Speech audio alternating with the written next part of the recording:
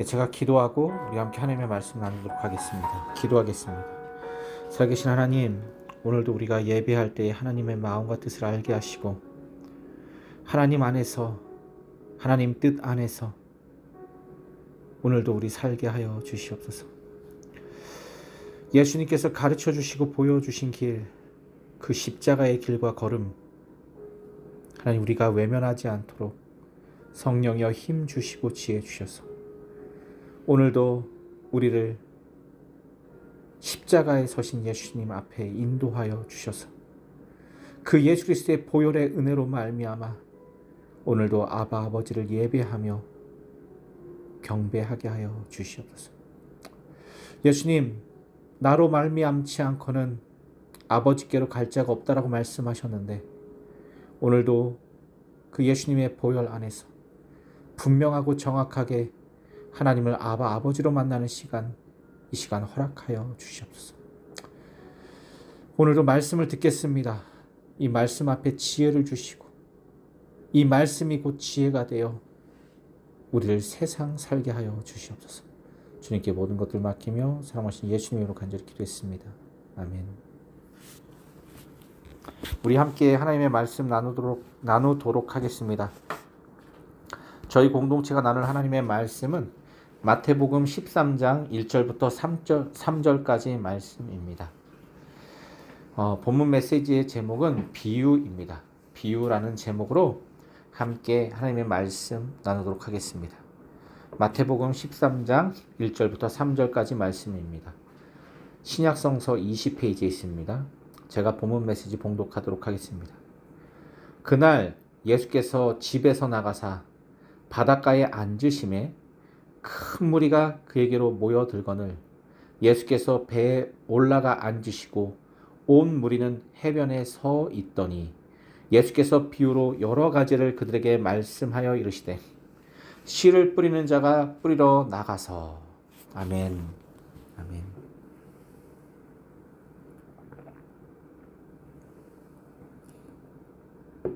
여러분, 하나님 사랑하십니까?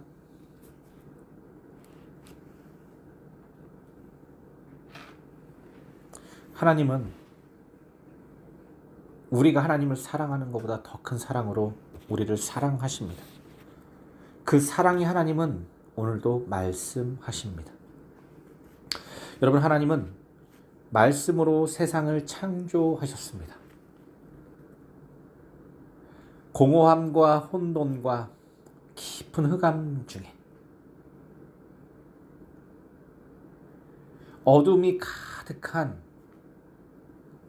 그곳에 하나님은 빛으로 임하셨습니다. 빛 대신 하나님께서 어둠 가운데 오시니 그 어둠은 빛이 되었습니다. 또 어둠이 깊으면 깊을수록 그 빛 대신 말씀은 더욱더 또렷하게 빛났습니다. 지금 방금 예배 드리기 전에 우리 혜연이가 갑자기 제가 찬양하고 있는데 불을 다 끈 거예요. 제가 예배를 준비하면서 찬양하고 있었는데 구원하심이 보좌에 앉으신 구원하심이 보좌에 앉으신 우리 하나님과 어린 양께 있도다, 그 찬양을 하는데 갑자기 불이 착 꺼지는 거예요. 어둠이 찾아왔습니다. 그러면서 혜연이가 갑자기 아빠 이거 보세요 하면서 뭘 갖고 왔어요.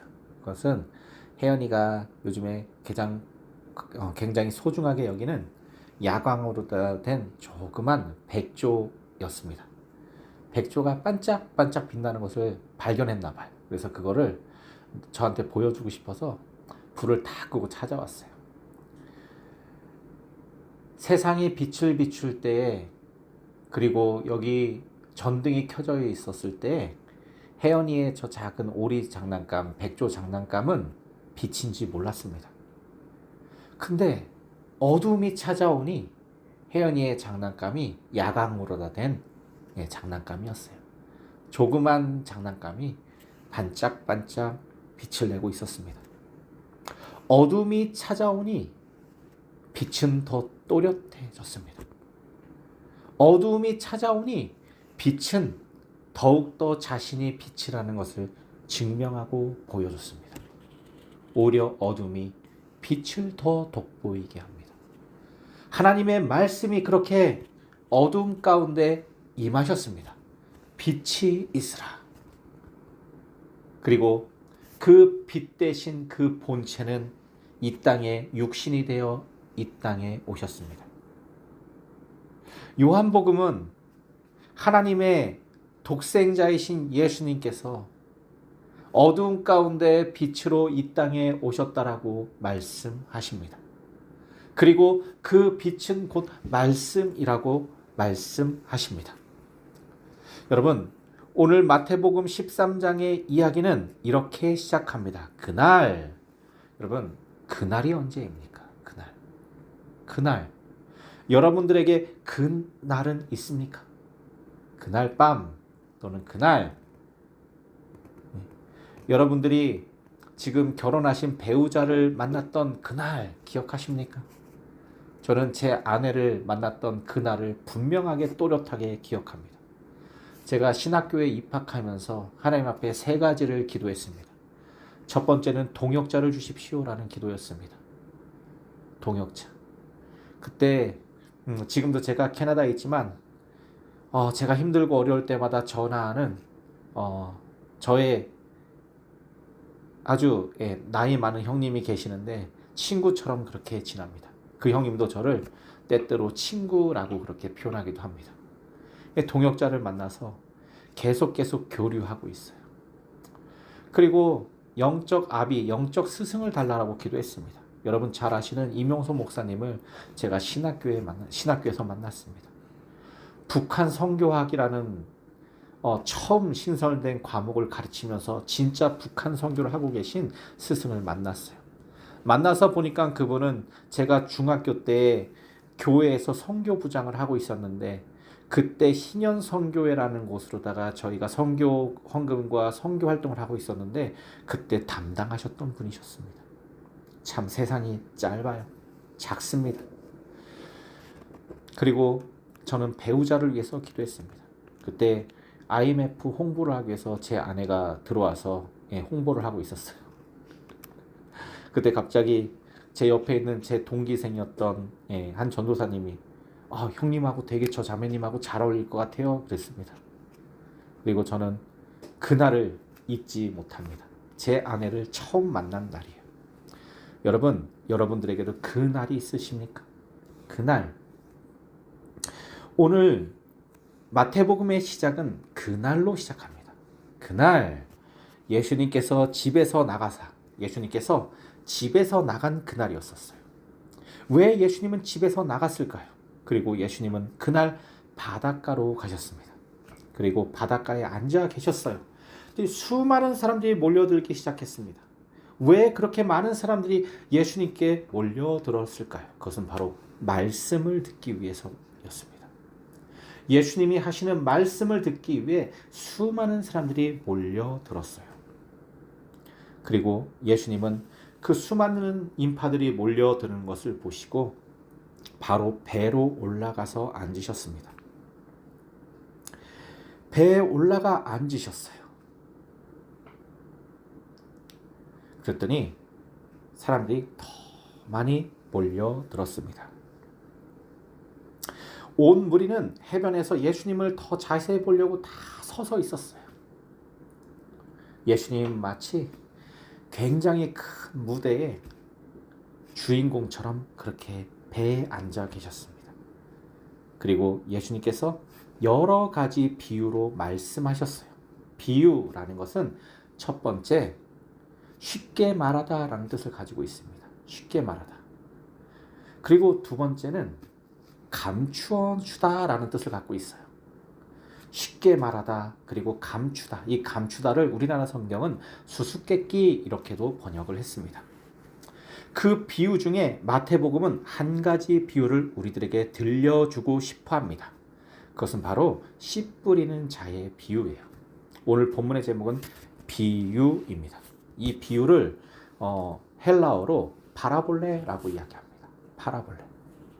어려운 것들을 쉽게 이야기하거나 어려운 것을 잠깐 감춰놓기 위해 말하는 그 비유를 파라볼레라고 이야기하고 이 비유, 파라볼레를 잘 설명하는 사람들을 또 지혜자라고 부릅니다. 그래서 예수님은 그 비유를 가지고 그렇게 쓰셨습니다.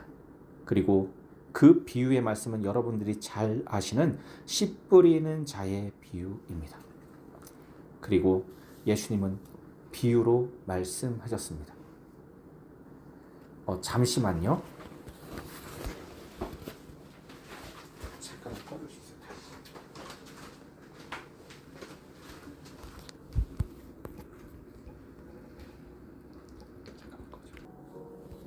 잠깐 연결이 안 돼서 다시 시작합니다. 예수님은 그렇게 비유로 말씀하셨습니다. 왜 예수님은 비유로 말씀하셨을까요? 예수님은 왜 비유로 사람들과 소통하길 원하셨을까요? 그것은 아직 사람들이 예수님의 말씀을 이해하고 들을 준비가 되지 않았기 때문입니다. 그래서 예수님은 천천히 비유로 조금씩 말씀하셨어요. 근데 무엇에 대해서 말씀하셨냐면은 예수님은 하나님 나라에 대해서 말씀하고 계십니다.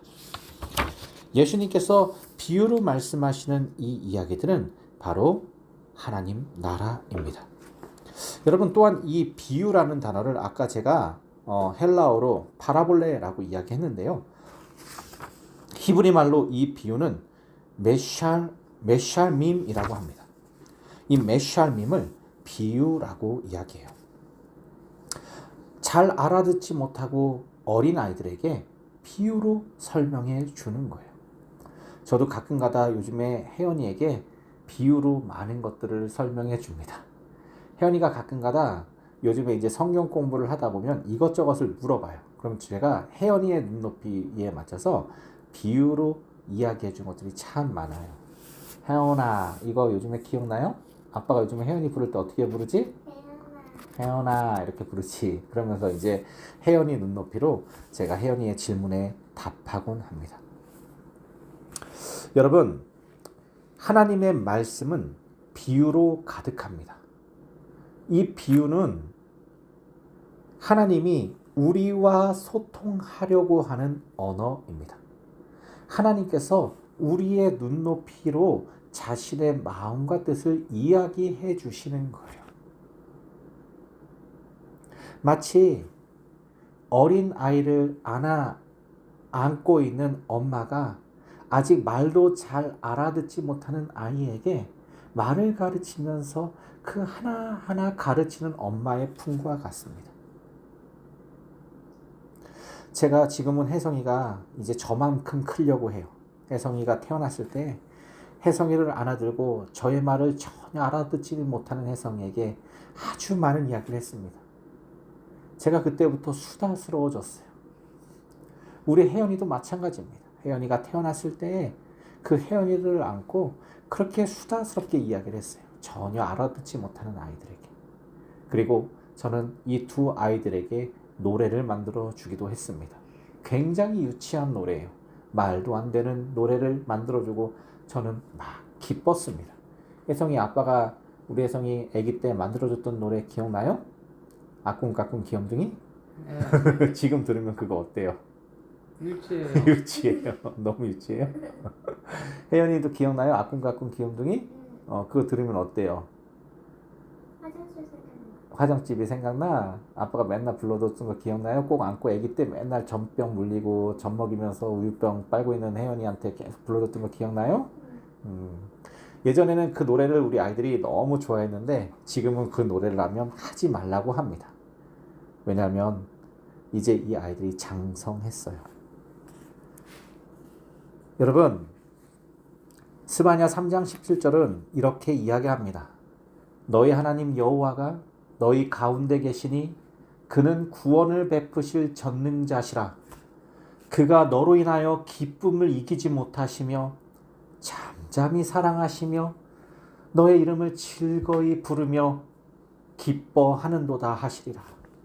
여러분, 이 스바냐 시대 때는 하나님이 기쁠 수가 없는 상황이었습니다. 왜냐하면 스바냐 시절에 수많은 이스라엘 백성들은 하나님의 말씀을 전혀 듣지 않고 돌이켜 세상의 길로 완전히 나간 상태입니다. 더 나아가서 그들은 주변에 있는 이방 신들을 섬기며 그들을 자신의 하나님으로 모셨습니다. 때때로 이방 신전에서 드리는 그 음란함을 다 쫓아 행했습니다. 때때로가 아니라 그들의 모든 인생을 그 음란함에 내어 던졌습니다. 더러는 이방에서 드리는 인신 제사에 참여해서 자신의 아이들을 잡아 죽였습니다. 그리고 그것을 이방 신의 가장 큰 왕들이 그것을 좋아한다, 찬양하며 찬송하게 됐습니다.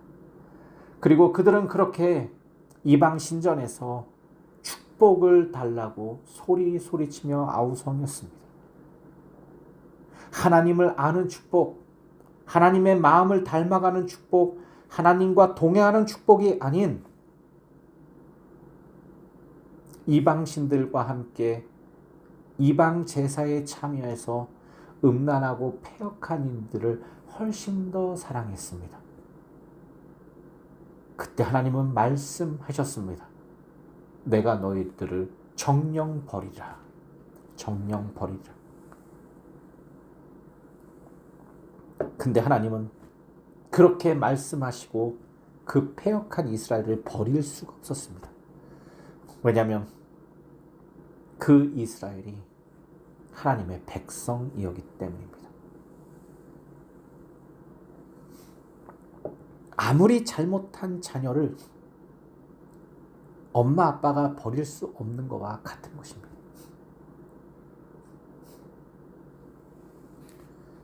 그러면서 하나님은 계획을 마련하십니다.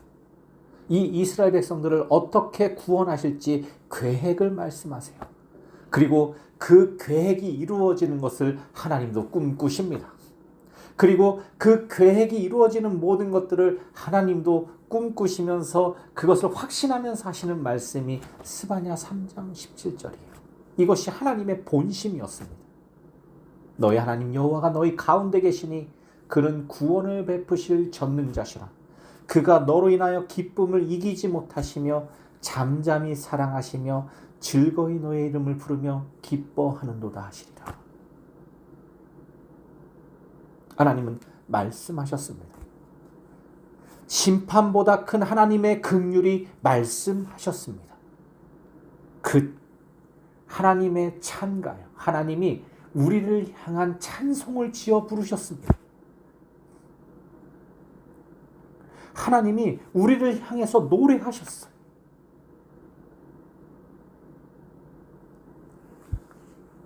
그 노래 또한 비유이며 은유입니다. 우리가 알아들 수 있도록 우리를 얼마나 사랑하시는지 그 하나님이 우리에게 가장 다정한 언어로 말씀하시며 비유하셨습니다. 제가 우리 아이들이 어렸을 때 젖병을 물고 있는 우리 혜성이를 보면서 아꿍까꿍 귀염둥이라는 노래를 지어 불렀습니다. 하루에도 몇 번씩 불렀어요. 이 정도 수준은 우리 아이가 알아듣겠지 하면서 불렀습니다. 우리 혜연이도 기억나요? 아빠가 맨날 해줬던 아꿍까꿍 귀염둥이? 네? 5살 때까지 했잖아. 거의 6살. 거의 6살 때까지 아빠가 맨날 그랬어요? 요즘에 하면은 유치하다 그러잖아요. 그렇게 안 해. 그렇게 안 해요? 아예 안 해주잖아. 안 해줘요 이제는. 네, 요즘엔 커서 제가 안 하는데 그 아이를 바라보면서 저도 모르게 노래를 만들어 놓고 그것이 유치한지도 모르고 불렀습니다. 여러분, 하나님도 그렇습니다. 우리를 창조하시고 우리를 품에 안으시고 우리를 바라보시고 우리를 즐거워하시며 우리의 이름을 부르시며 기뻐하시는 그 하나님의 속성은 결코 변하지 않습니다. 그 하나님은 우리의 언어로 비유로 말씀하십니다. 우리가 알아들을 수 있도록, 우리가 깨달을 수 있도록, 우리가 반응할 수 있도록 우리의 언어로 말씀하십니다. 그것이 바로 스바냐 3장 17절입니다. 너희 하나님 여호와가 너희 가운데 계시니 그는 구원을 베푸실 전능자시라. 그가 너로 인하여 기쁨을 이기지 못하시며 잠잠히 사랑하시며 즐거이 너의 이름을 부르며 기뻐하는도다 하시리라. 여러분 놀랍지 않습니까? 마치 하나님이 우리를 품에 안으시고 우리 갓난아이 된 우리를 품에 안으시고 그게 뭐가 그렇게 좋다고 쩔쩔매시면서 품에 안으시고 기뻐하시고 우리의 이름을 막 즐거이 불러주시고 그 이름을 부르면서 자기가 기뻐서 어쩔 줄 모르는 그 하나님이 말씀하셨습니다. 비유로 말씀하셨습니다. 우리가 잘 알아들을 수 있도록 우리 수준으로 말씀하셨습니다. 근데 여러분 문제는 그렇게 쉬운 사랑의 표현도 이스라엘 백성들이 다 외면했다는 것입니다. 요즘에 혜성이가 아빠보다는 친구들하고 있는 시간이 더 좋아지는 그 시기가 왔어요? 네. 아빠랑 야구하는 것보다 친구들하고 야구하는 게 훨씬 더 즐겁고 행복해요? 그건 당연하죠. 왜 당연해요? 그게 지금 나이 때는 그러니까. 그런 나이 때는 그런 나이가 찾아왔어요? 독립해가지고. 아빠랑 여행 가는 것보다 친구들하고 여행 가고 싶어요 이제? 예. 그런 나이가 찾아왔어요. 그래도 이 아빠는 이렇게 장성한 혜성이를 보면서 맨날 볼을 만지고 예뻐하고 이 아이를 보면 즐거워서 어쩔 줄 몰라 합니다. 나중에 시간이 더 흐르면 당연히 이 아이들은 독립해서 아빠의 품을 떠나겠죠. 그리고 더 시간이 흐르면 저라는 존재도 이제 이 세상에서의 주어진 삶이 끝이 나겠죠. 그래도 저는 여전히 이 아이들의 아빠일 것입니다.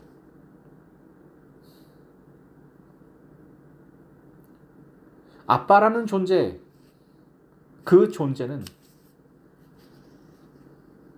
결코 변하지 않습니다. 세상에 죽음이라는 순간이 찾아와도 아빠라는 존재는 변함이 없습니다. 가끔가다 제가 성준 형제님을 만났을 때 성준 형제님이 늘 저에게 들려주셨던 이야기는 아버지에 대한 이야기였습니다. 아버지, 우리 아버지. 때때로 성준 형제님은 아버지를 밉다라고 표현을 하기도 했습니다. 근데 그 성준 형제님의 고백 뒤에 저는 아버지에 대한 그리움과 사랑을 느낄 수밖에 없었습니다. 그것이 아버지에 대한 존재입니다. 준섭 형제도 마찬가지였습니다. 준섭 형제가 저에게 가끔가다 들려주는 이야기 중에 가장 많은 부분이 아버지에 대한 이야기였습니다. 아버지가 일찍 돌아가셨는데 그 아버지의 돌아가시는 그 이후로 되게 많은 것을 느꼈다는 거예요. 돌아가신 아버지, 그 아버지를 잊을 수 없습니다. 지금 제가 여기 캐나다에서 한 청년을 만나는데 이 청년도 돌아가신 아버지에 대해서 저에게 늘 이야기합니다. 요즘에는 그 돌아가신 아버지와의 추억이 담겨져 있는 사진들을 저한테 보여줘요. 그러면서 아버지를 만나고 싶다는 것입니다. 그 아버지가 때로는 얼마나 엄격했는지 자기가 조금만 잘못하면은 그렇게 자기를 엄하게 혼내고 매도들었던 그 아버지가 너무 그립다는 거예요. 커보니까 알게 됩니다. 그 아버지의 노여움이, 그 아버지의 진노가, 그 아버지의 때때로 엄한 매가 사랑이었다는 것을 이제야 깨닫게 되는 것입니다. 내 자식만큼은 누구보다 잘 되길 원했던 그 아버지의 마음. 그래서 아버지는 항상 어린 아이들에게 비유로 말하곤 합니다. 혜성아, 생각해봐.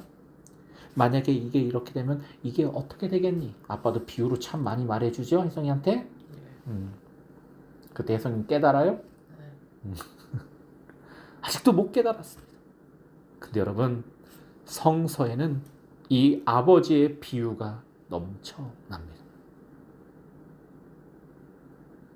얘들아, 만약에 말이야, 이랬으면 어땠을까? 얘들아, 만약에 말이야, 이게 이렇다면 이건 어떻을까? 한번 너희들이 고민하고 생각해봐. 비유로 말씀해 주신다는 거예요. 그 비유는 바로 우리 수준에 맞는 하나님의 눈높이, 하나님의 언어입니다. 오늘 예수님께 오는 수많은 사람들이 몰려들자 바닷가에서 배에 앉으셨습니다. 그 배는 어떤 배일까요? 아마 예수님의 제자들 중에 어부들이 많았죠. 그 중에 한 사람의 배지 않았겠습니까? 아니면 예수님을 또 사랑하게 된 어떤 누군가가 배를 내어드리지 않았겠습니까? 그 배라는 것은 그 당시에 그 갈릴리 디베랴 호숫가에서 살던 사람들의 전부였습니다. 그 전부를 예수님 앞에 내어드린 거예요. 그때 예수님이 거기에 앉으셔서 수많은 인파들이 몰려왔습니다. 근데 이 인파들이 아직 하나님의 나라의 비밀들, 그 말쿠투 샤마임, 하나님의 나라를 알아들을 수 있는 사람들이 아니었습니다. 아직은 때가 되지 않았습니다. 요즘에 혜연이가 수학 어떤 거 공부하죠? 2자리 공부하나 3자리 공부하나? 몇 자리 공부해요? 여기 캐나다에서는 2자리 공부해요. 아직은? 2자리가 뭐야? 이렇게 2개 있는 거 숫자. 3자리까지 공부해요? 아빠가 한 자리는 앞에다 공을 하나 붙이면 더 쉽게 돼요 라고 설명해 줬던 거. 2자리 더하기 2자리 빼기 이거 공부해요? 네, 우리 혜연이가 여기 캐나다에서는 2자리 더하기 2자리 빼기 이런 거 공부하고 있습니다. 근데 제가 그런 혜연이에게 뭐 함수를 이야기할 수는 없는 것이잖아요. 방정식을 이야기할 수 없는 것입니다. 그죠? 당연한 거예요. 왜냐하면 아직 혜연이한테는 맞지 않는 눈높이인 것입니다. 예수님도 그 무리 애들에게 어떤 말씀을 들려주실까 생각하다가 비유로 여러 가지 이야기들을 들려주셨어요. 그리고 그 비유의 클라이막스 한 가지를 마태복음이 기록합니다. 누가복음도 이것을 기록해요. 그리고 마가복음도 기록했습니다. 그것은 바로 씨 뿌리는 자의 비유입니다. 여러분, 다음 주 설교 제목은 씨 뿌리는 자라는 이야기인데 잠깐 예습을 하자면 그렇습니다. 여러분, 씨 뿌리는 자는 여기서 하나님을 이야기합니다. 하나님이 씨를 뿌리신다는 거예요. 어디에? 돌짝밭에, 가시밭에 씨를 뿌리는 것입니다. 길가에. 여러분들 고대 히브리 사람들의 그 밭을 우리가 좀 잘 알아야 돼요. 우리의 지금 옥토밭, 우리 한국의 옥토밭, 그 한국의 그 논을 생각하면 절대로 안 됩니다. 그 히브리 민족이 살고 있는 특별히 그 갈릴리 호수 지역은 우선 돌이 너무 많아요. 그리고 그 호수 근방, 그 요단강 근방에는 아주 푸릇푸릇한 그 새싹들이 자라오고 과일수들이 자라오지만 거기서 조금만 떨어져도 밭을 정말 힘겹게 경작해야 됩니다. 먼저 농부들은 돌을 다 걷어내야 돼요. 마치 우리나라의 제주도와 비슷합니다. 비가 오면 그냥 흡수해버리는 땅이에요. 그래서 물을 계속 갖다 대주지 않으면 식물들이 잘 자라나지 않는 땅입니다. 하지만 물만 있으면 옥토밭이 되는 땅이에요. 그래서 농부들은 밭을 가는 사람들은 우선 밭에 있는 돌들을 다 걷어냅니다. 그것을 한쪽으로 치우겠죠. 그리고 그 밭을 일구는 한 중간 어딘가는 사람들이 다니는 길이 있습니다. 그리고 그 밭은 잘 가꾸지 않으면 금방 가시나무, 수많은 가시나무들이 있는데 그 가시나무들의 씨앗이 그 옥토밭에 와서 먼저 자라납니다. 그리고 그 가시밭을 이 씨가 있는 그곳에 먼저 자라는 그 가시 덩굴들을 매번 걷어내기도 쉽지 않은 그런 땅이 바로 여러분 잘 아시는 고대 이스라엘 팔레스타인 지역의 땅입니다. 그래서 가시밭과 길가와 돌짝밭이 옥토밭과 함께 연결되어 있는 것이 바로 그들의 삶이었어요. 근데 거기에 하나님이 다 씨를 뿌리신다는 거예요. 여러분, 원래 농부는 자기가 일군 옥토밭에다가만 씨를 뿌리지 절대로 바보가 아닌 이상 돌짝밭에 길가에 가시덩굴에 씨를 뿌리지 않습니다. 그런데 하나님은 왜 거기도 씨를 뿌리실까요?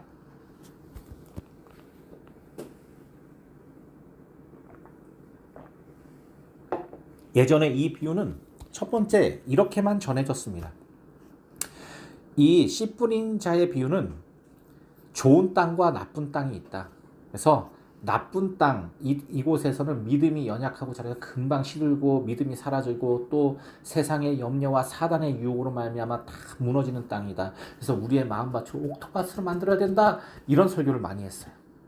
그래서 우리의 마음밭이 옥토밭이 돼야 하나님의 좋은 열매 30배, 60배, 100배의 결실을 맺는다. 이런 설교 여러분 잘 들어봤을 것입니다. 이건 첫 번째 비유 중에 첫 번째 의미예요. 저는 다음 주에 그 의미를 이야기하는 것이 아닙니다. 씨를 뿌리는 하나님 마음에 대해서 좀 이야기해 보겠습니다. 왜 하나님은 돌짝밭에, 왜 가시밭에, 왜 길가에 연약한 씨들이 자라지 못하는 그곳에 씨를 뿌리셨을까요? 그거에 대해서 다음 주에 이야기해 보려고 해요. 그리고 그 힌트는 스바냐 3장 17절입니다. 너희 하나님 여호와가 너희 가운데 계시니 그는 구원을 베푸실 전능자시라. 그가 너로 인하여 기쁨을 이기지 못하시며 잠잠히 사랑하시며 즐거이 부르며 기뻐하는도다 하시리라. 이 아버지가 우리들에게 우리의 눈높이로 찾아오셨습니다. 말씀으로 찾아오셨습니다. 이 하나님의 말씀은 능력이며 권세이며 세상을 창조하는 창조의 호흡이었습니다. 하나님께 날숨과 들숨이 있으시다면, 그 하나님께도 생명의 호흡이 있으시다면 그 호흡의 속에서 나왔던 하나님의 베레시트 바라, 창조의 메시지는 하나님께서 기뻐하신 뜻대로 세상을 만드셨다는 것입니다. 그리고 그것은 토부, 하나님 보시기에 좋았습니다. 너무너무 아름답고 좋았어요.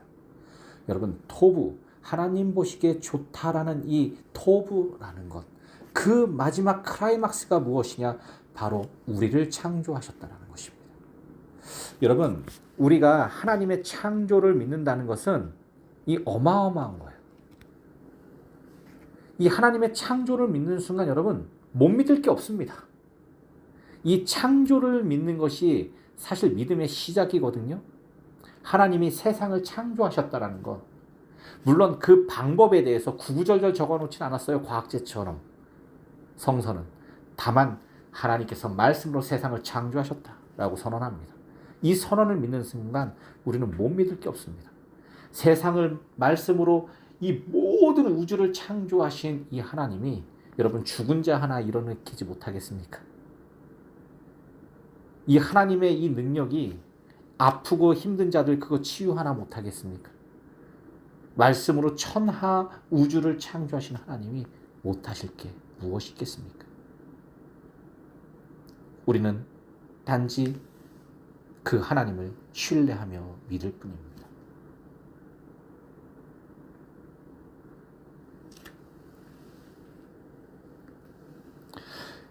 그 하나님의 말씀이 세상에 임할 때에 비유로 우리들에게 전해졌습니다. 이 비유는 시대에 맞게 그리고 상황과 환경에 맞게 사람들의 눈높이에 맞게 아주 쉽게 전해졌습니다. 그럼에도 불구하고 하나님의 말씀을 우리는 외면했습니다. 길을 막았습니다. 듣지 않았습니다. 그래서 하나님이 만드신 토부 이 아름다운 세계는 처참히 무너졌습니다. 너무 황폐하게 되었어요. 지금도 여러분 이 마태복음이 쓰여지고 2000년이 지난 지금 이 지구는 어떻게 되었습니까?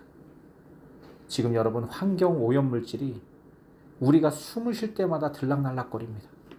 원래 하나님은 이 지구의 공기를 그렇게 창조하지 않으셨어요. 미세먼지가 난리칩니다. 바닷가에는 지금 바다 쓰레기가 넘쳐나서 그 넓고 아름다운 하나님이 만드신 바다가, 하나님 보시기 좋은 그 바다가 한없이 다 무너지고 있습니다. 지금 거북이들이 해파리인 줄 알고 주워 먹은 것이 비닐봉다리입니다. 그래서 거북이가 죽어갑니다. 지금 한반도보다 훨씬 큰 양의 쓰레기들이 태평양에 가득합니다. 미세 플라스틱 쓰레기들이.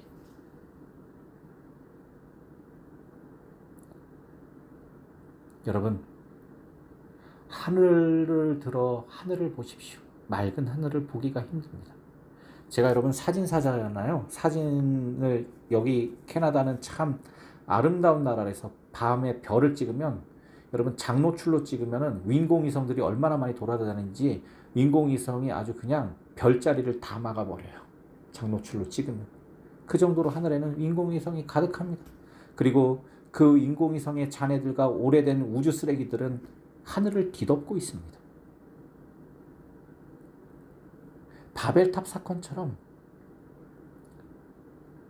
하나님 앞에서 겸손해야 될 인간이 자신이 하나님이 되려고 교만으로 쌓아 올린 그 꼭대기점에는 온갖 쓰레기가 난무할 뿐입니다.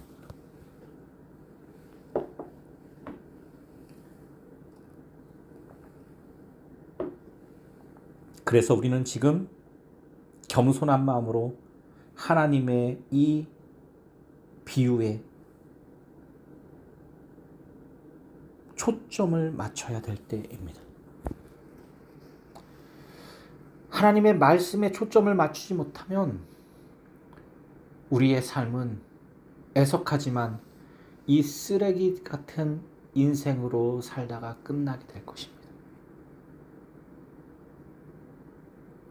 창조자 앞에서 창조 세계와 전혀 상관없는 삶을 살다가 우리의 인생이 그렇게 끝나게 될 것입니다. 여러분, 역대하 36장 말씀을 다시 한번 읽어보겠습니다. 여러분, 이 역대하 말씀은 분명히 하나님의 그 아름다운 나라 이스라엘이 하나님께서 영원히 보존해 주시고 하나님께서 영원히 지켜주신다고 했는데 그것이 끝나버렸어요. 그 아름다운 솔로몬 성전이 영원할 것 같았는데 그 성전이 끝이 나버렸어요. 그 성전 안에서 제사 드리는 제사장들, 레위인들, 그들이 영원히 이스라엘을 지켜줄 줄 알았는데 그들도 모두 소멸됐습니다. 하나님의 비유를 듣지 않은 그들이 다 멸망했어요. 그렇게 쉬운 비유, 너무 간단하고 간략합니다. 쉐마 이스라엘, 너희는 내 뜻과 내 모든 정성과 마음을 다해서 내 목숨을 다해서 하나님을 사랑하라. 그리고 내 이웃을 내 몸처럼 사랑하라. 이게 토라예요. 너무 간략하고 간단하지 않습니까? 하나님 사랑과 이웃 사랑을 실천해라. 너무 쉽잖아. 이게 어렵습니까? 근데 이스라엘 백성들은 그것을 듣기 싫어했습니다. 거부했어요. 그 너무 쉬운 비유를 듣고 싶지 않아 했습니다.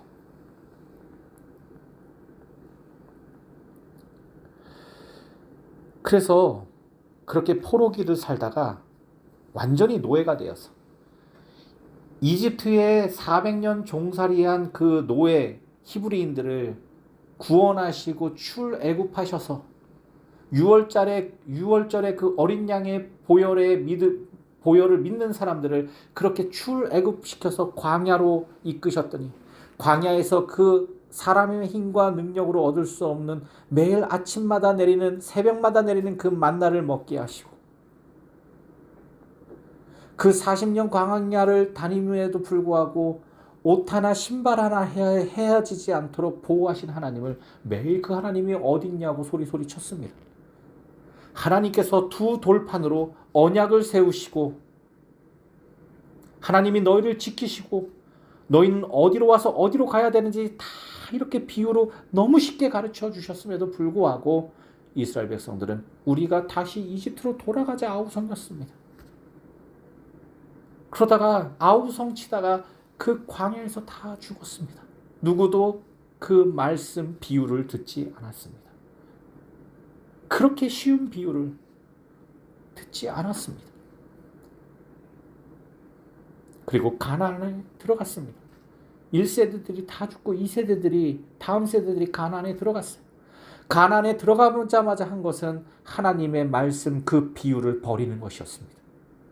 그리고 가나안에서 사시는 짧게는 120년 정도, 길게는 300~400년이라고 하는 그 가나안 생활을 이방 민족들의 이야기를 들으면서 그들의 풍요를 즐기면서 살았습니다. 그리고 그들의 삶 속에 하나님의 이토록 쉬운 비유는 완전히 소멸됐습니다. 그리고 왕정시대가 도래했습니다. 그 다윗 왕조 400년, 북이스라엘의 200년의 역사, 성전만 번듯이 지어놨지 그 성전에서 하나님의 토라, 하나님의 비유를 다 불살라 버려버렸습니다. 그렇게 쉬운, 내 정성과 뜻과 마음과 내 목숨을 다해서 하나님을 사랑하고 그 하나님 사랑하는 마음으로 이웃을 사랑하라는 이 쉬운 비유를 다 외면했습니다. 그러다가 잿불에 못 이겨 북이스라엘은 200년 만에 아시리아에 의해서 망했고 남유다는 400년 만에 바벨론에 의해서 완전히 망했습니다. 그리고 70년 동안 포로기가 다시 시작됩니다. 이집트의 종살이, 그리고 이제는 바벨론과 페르시아의 종살이를 겪어야 했습니다. 그리고 이집트에서 그렇게 출애굽했던 것처럼 이 바벨론에서 페르시아에서 다시 이들은 이스라엘로 돌아오게 됩니다. 그곳에서 다시 하나님의 비유를 들으면서 우리가 왜 망했는가? 우리의 조상들이 그 남유다 400년 동안의 그 조상들이 왜 망했는지, 왜 망할 수밖에 없는지 그것을 요목조목 기록한 것이 바로 역대상하입니다. 그리고 역대하의 마지막 본문 메시지는 이렇습니다.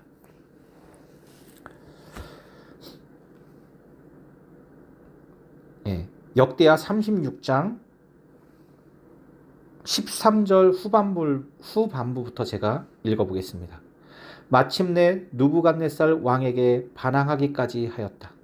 다른 한편으로 히드기야는 고집을 부리며 조금도 뉘우치지 않고 주 이스라엘의 하나님께로 돌아오지 않았다. 이게 그 남유다 마지막 왕조의 모습입니다. 하나님께서 바벨론 포로에 너희들 잡혀가야 된다라고 말씀하셨어요. 아주 쉽게 말씀해 주셨어요. 굉장히 쉽잖아요. 너희들이 이 정도의 죄악과 범죄는 내가 볼 수 없어. 솔로몬 성전에서 온갖 음행과 더러운 짓을 몇백 년을 했지. 그 성전 지어놓고 성전에서 나를 경외하고 예배하고 나에게 애통하며 기도하는 자들을 돕고 그들의 마음을 위로한 것이 아니라 그것을 음란의 도시로, 음란의 템플로 만들었지. 더 나아가서 너희들이 그곳에서 인신제사까지 드렸어. 흰눈의 골짜기에는 어린 아이들의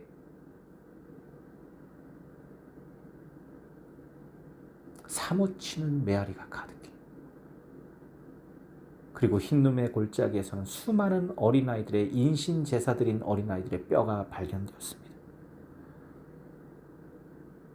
그리고 마지막 왕조 히드기야는 고집을 부리며 조금도 뉘우치지 않았습니다.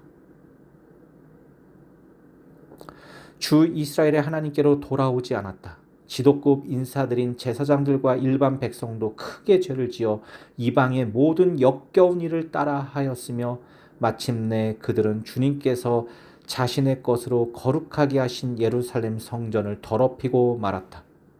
그들의 조상의 하나님이신 주님께서 그들과 그 성전을 구원하실 뜻으로 자신의 백성에게 예언자들을 보내시고 또 보내셔서 경고에 경고를 거듭하셨지만 그들은 하나님의 특사를 조롱하고 하나님의 말씀을 무시하고 하나님의 예언자들을 비웃었다. 그러다가 마침내 때가 찼습니다. 하나님께서 매를 들어야 하셨어요. 여러분, 김용희 선교사님 잘 아시죠? 제가 여러분들에게 가끔가다 김용희 선교사님의 메시지를 여러분들에게 보내드리곤 합니다. 제가 김용희 선교사님을 너무 존경하는 게 삶과 말씀이 일치해요. 제가 그런 분들 정말 존경합니다. 우리 임용무성 목사님도 그렇지만 말씀하신 대로 살아요. 그리고 그 김용희 선교사님이 자신의 막내 아들인 김성교 선교사님에게 이런 말씀을 하셨다고 합니다. 성교야, 너 말 잘하지? 네 생각을 말로 표현할 수 있지?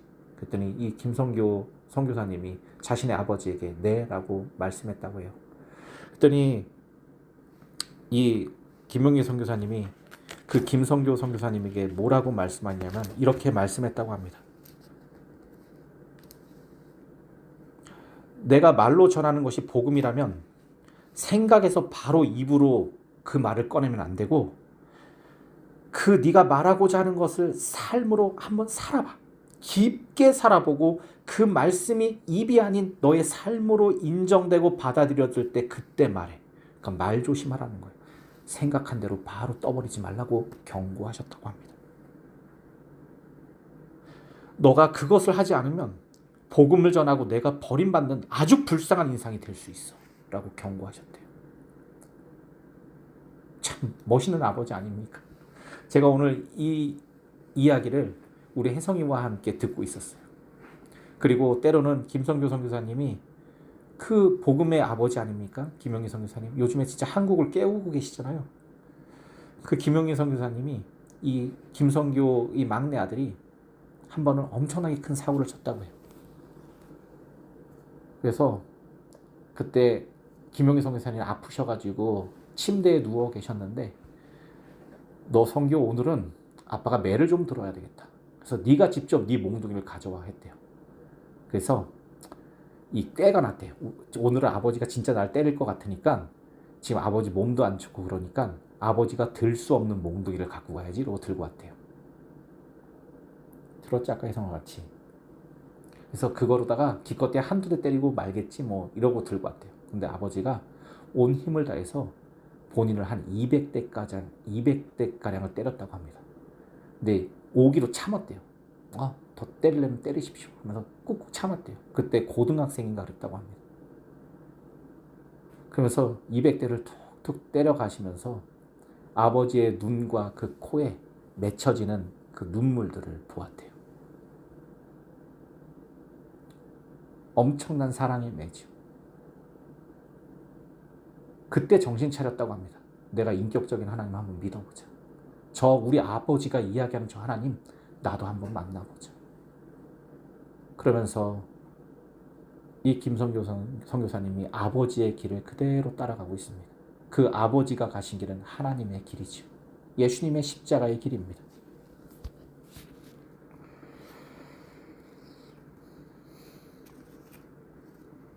다시 한번 역대하 말씀 36절 말씀을 읽어보겠습니다. 그들의 조상의 하나님이신 주님께서 그들과 그 성전을 구원하실 뜻으로 자신의 백성에게 예언자들을 보내시고 또 보내셔서 경고의 경고를 거듭하셨지만 이게 다 비유입니다. 여러분. 파라볼레.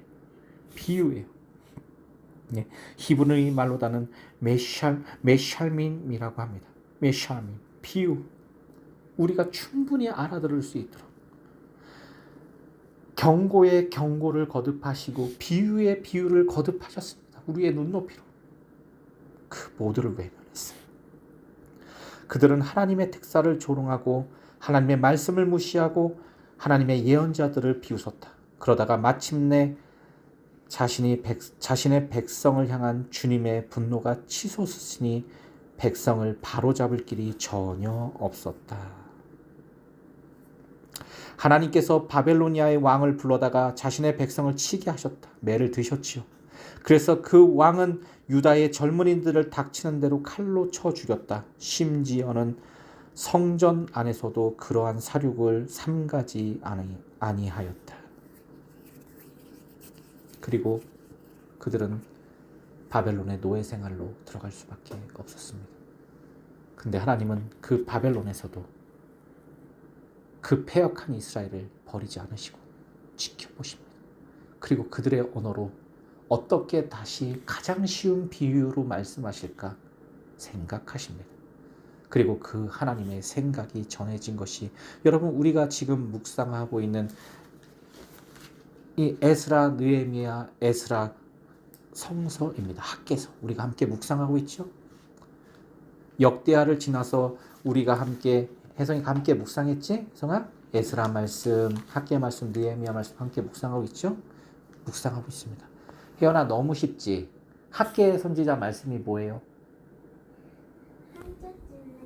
성전을 왜 져야 돼요? 하나님께서 허락하셨으니까. 하나님께서 이제 허락하셨어요? 그 성전에서 뭐 하려고요? 예배드리려고. 예배 드리려고 하나님 경배하고 하나님 영화롭게 하려고 했죠. 근데 학계 선지자와 이 포로기에 돌아온 사람들이 성전을 짓다 어떻게 하죠? 나뭇가지 성전. 아니 지다가 어떻게 됐죠? 그 성전 짓기 전에 다 힘들어서 어떻게 하죠? 거기에서 자기 집을 자기 집을 화려하게 짓고 다 살고 있었죠. 그때 학계 선지자를 통해서 뭐라고 말씀하시죠? 하나님이 성전 지으라고 이야기하죠. 하나님 경외할 수 있는 곳 만들어라 이야기하죠. 그때 사람들이 뭐라 그러죠? 지을 수 없다라고 이야기하죠. 기자재 아무것도 없습니다 이야기하죠. 그때 하나님께서 뭘로 지으라고 말씀하시죠? 나무 어떤 나무? 나무가지로 지으라고 이야기했죠. 그 성전 보기에 예뻤어요? 안 예뻤어요? 보긴 못했지만 완전 다양한 불만 날아갔을 것 같은데. 그런 거 같은 걸 짓고 사람들이 다 어떻게 했어요? 성전 짓고 울었죠. 옛날 솔로몬 성전 기억했던 사람들은 더 크게 울고 막 난리가 났죠. 너무 초라해서. 그런데 하나님이 그 초라한 성전 앞에서 뭐라고 말씀하시죠? 솔로몬 성전의 영광보다 이 성전의 영광이 더 크리다라고 말씀하시죠. 그 혜연이가 다 스스로 읽었죠. 여러분 우리 혜연이가 지금 9살인데 9살 아이도 다 이해할 수 있는 비유로 이렇게 말씀하십니다.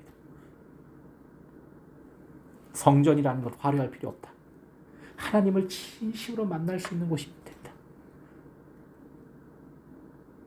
그 하나님의 마음은 인애와 자비와 긍휼이고 노하기를 더디하시며 우리를 사랑하시되 끝까지 사랑하시는 그 아버지시다. 이 어렵습니까 여러분? 그 하나님의 능력이 말씀으로 세상을 창조하고 이끄시고 인도하며 오늘도 그 말씀으로 우리의 삶을 인도해 주신다는데 이게 어렵습니까 여러분? 하나님이 우리를 너무 사랑해서 자신 하나밖에 없는 독생자 예수를 우리를 위해서 그 십자가를 지게 하심으로 말미암아 그 십자가 지기 전에 매 맞고 아픔 당하고 고통 당하고 유린당하고 온갖 추행이란 추행 다 당하고 모욕이란 모욕 다 당해서 우리의 모든 아픔과 슬픔을 다 경험하셔서 우리를 체험된 긍휼로 우리를 위로하신다는데 이게 어렵습니까 여러분? 어려워요? 이게 복음인데 이게 어렵습니까? 그래서 그를 믿는 자마다 멸망치 않고 영원한 생명으로 우리를 인도해 주신다는데 이게 어렵습니까? 이게 그렇게 거부할 만한 일이에요 여러분? 이게 믿지 못할 만한 일입니까 여러분? 그 예수님이 십자가 지시면서 죽어가시면서 온갖 가시 면류관에 그 창자국에 채찍자국에 온갖 피와 물을 다 쏟아내면서 죽어가시면서도 우리를 너무 사랑해서 아버지여 저들의 죄를 용서해 주십시오. 저들은 저들이 하는 것을 알지 못합니다. 그 예수님의 사랑이 여러분 어렵습니까? 어려워요? 우리의 눈높이로 우리에게 비유하시는 그 하나님의 음성이 그렇게 어렵습니까 여러분? 이거 너무 쉬운 거 아니에요? 오히려 저는 과학이 더 어렵더라고요. 요즘에 제가 상대성 이론에 대해서 다시 공부 좀 하고 있어요. 이 빛의 그 굴절. 그래서 해 뒤에 있는 별을 볼 수 있는 이 능력들을 공부하기 너무 다시 하려고 하니까 너무 어려워요. 요즘에 혜성이 수학이 되게 어려워가지고 수학 좀 가르쳐서 같이 공부해. 너무 어려워요. 이해가 잘 안 돼요. 근데 여러분 하나님이 너희 하나님 여호와가 너희 가운데 계시니 그는 구원을 베푸실 전능자시라. 그가 너로 인하여 기쁨을 이기지 못하시며 잠잠히 사랑하시며 너의 이름을 즐거이 부르며 기뻐하는도다 하시리라. 어렵습니까? 하나님이 세상을 이처럼 사랑하사 독생자를 주셨으니 이는 그를 믿는 자마다 멸망치 않고 영생을 얻게 하려 하심이라. 어렵습니까? 이토록 아름다운 사랑, 이토록 이해하기 쉬운 사람이 지금 오늘 말씀하십니다. 여러분 다 알아들을 수 있게 비유로 말씀하십니다. 아주 간단해요. 하나님이 당신 사랑하십니다. 얼마나 사랑하냐고요? 자신의 목숨보다 당신을 더 사랑합니다. 그리고 그 사랑은 영원합니다. 우리가 죄 가운데 있을 때라도, 우리가 때론 돌짝밭 같고, 우리가 때론 가시밭 같고, 우리의 마음이 길짝 같아서 다 무너지는 것 같은데도 하나님은 그런 우리를 사랑하셔서 또 비유로 말씀하십니다. 이 정도면 그만하고 포기할 때도 되는데 하나님은 세상 모든 민족이 구원을 얻기까지 또 비유로 말씀하실 것입니다. 여러분이 잘 몰라요? 여러분에게 가장 아름다운 언어로, 듣기 편한 언어로, 가장 쉬운 언어로 말씀하실 것입니다.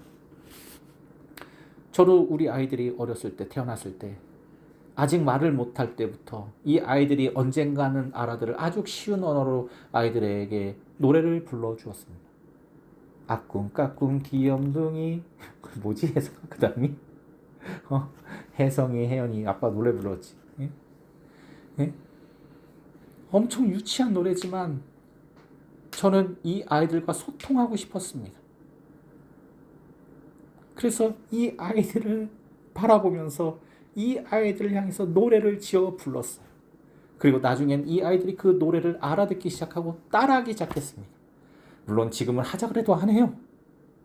왜냐하면 그 언어를 이 아이들이 이제는 넘어섰거든요. 그 쉬운 언어보다 더 장성했습니다. 사랑하는 성도 여러분, 다시 한번 하나님의 말씀을 들려드리겠습니다. 너의 하나님 여호와가 너희 가운데 계시니 그는 구원을 베푸실 전능자시라. 그가 너로 인하여 기쁨을 이기지 못하시며 잠잠히 사랑하시며 즐거이 부르며 기뻐하는도다 하시리라. 하나님이 세상을 이처럼 사랑하사 독생자를 주셨으니 이는 그를 믿는 자마다 멸망치 않고 영생을 얻게 하려 하심이라. 이 하나님은 오늘도 돌짝밭에, 길가에, 가시밭에, 옥토밭이 아는 그곳에 오늘도 말씀의 씨를 뿌리십니다. 우리 이 시간 기도하겠습니다. 이 시간 기도할 때 하나님, 오늘도 말씀해 주십시오. 제 수준으로, 제가 알아들을 수 있는 언어로, 저의 눈높이로 말씀해 주십시오. 그 말씀 앞에 저도 하나님 품으로 가고 싶습니다. 그 말씀 앞에 가고 싶습니다. 그 말씀 안으로 가고 싶습니다. 아버지 되신 하나님 품 안에 제가 거하고 싶습니다. 다 같이 기도하도록 하겠습니다. 하나님, 이토록 쉬운 비유로 우리들에게 말씀하시는 하나님, 오늘도 그 말씀 안에서, 말씀 앞에서 우리가 듣게 하시고 반응하게 하시고 깨닫게 하시고 그 말씀을 따라 움직이게 하여 주시옵소서. 이 하나님, 저희 교회 공동체 물된 동산교회 성령을 따라 움직이는 교회라는 표를 갖고 있습니다. 그렇게 하나님의 말씀이신 성령을 따라 오늘도 움직이게 하시고 그 성령의 감동을 따라, 성령의 지시함을 따라 예수 그리스도의 십자가의 보혈이 결코 헛되지 않는 공동체로 세워주셔서 이 공동체에 속해 있는, 또한 우리 공동체가 기도하는 그 모든 영혼들에게 하나님 오늘도 말씀하여 주시옵소서. 주님께 모든 것들을 맡기며 사랑하신 예수 이름으로 간절히 기도했습니다. 아멘. 하늘에 계신 우리 아버지, 이름이 거룩히 여김을 받으시오며 나라의 마음씨며 뜻이 하늘에서 이루어진 것 같이 땅에서도 이루어지리다. 오늘날 우리에게 일용할 양식을 주옵시고 우리가 우리에게 죄진 자를 사하여 준 것 같이 우리의 죄를 사하여 주옵시고 우리를 시험에 들지 말게 하옵시며 다만 악에서 구하소서. 나라와 권세와 영광이 아버지께 영원히 있사옵나이다. 아멘. 사랑하는 성도님들, 우리 하나님 사랑합시다. 그리고 하나님이 주신 그 마음으로 더욱 힘써 서로 사랑합시다. 우리가 그렇게 서로 사랑할 때 우리를 통해서 하나님 살아계심이 나타납니다. 이 놀라운 역사가 우리의 삶에 있기를 주님의 이름으로 축원합니다. 감사합니다. 예배 마쳤습니다.